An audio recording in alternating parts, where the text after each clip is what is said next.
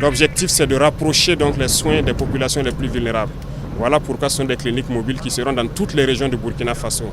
Et c'est ça la vision, c'est de pouvoir donner la santé aux Burkinabés où qu'ils soient.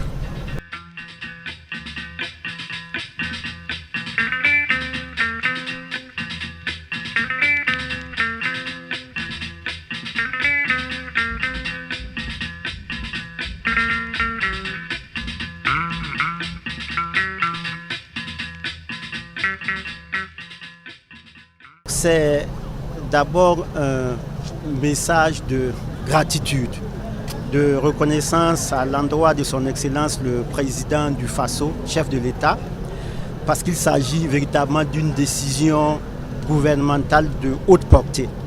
Le chef de l'État vous l'a dit tout à l'heure, c'est plus de 2000 équipements de chaînes de froid qui vont venir faire en sorte que les vaccins puissent être conservés dans de très bonnes conditions, cela au profit de millions d'enfants et de femmes de notre pays.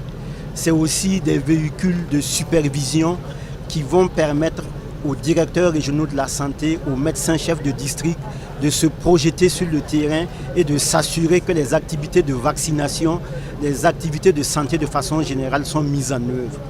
Et je voudrais dire que c'est autour de 14 milliards de francs CFA qui ont été investis pour faire en sorte qu'aucune formation sanitaire du Burkina ne manque d'équipements de chaîne de froid. Alors pour ce qui concerne les cliniques mobiles, le chef de l'État encore une fois l'a dit, son créneau c'est de faire en sorte que tous les Burkinabés, notamment le Burkinabé lambda, puissent disposer de soins de santé. Et là, ça va être une magie de faire en sorte que, effectivement, jusque dans les plus petits hameaux de culture, les femmes du Burkina puissent bénéficier de mammographie, d'examens en fait du col pour détecter les lésions précancéreuses. Donc je voudrais, à la suite du chef de l'État, faire une emphase à sa déclaration et appeler les populations à utiliser de façon rationnelle ces équipements, aux prestataires de santé de mettre le sien pour que tous les Burkinabés puissent disposer de ces soins. C'est vraiment un grand jour pour le système de santé.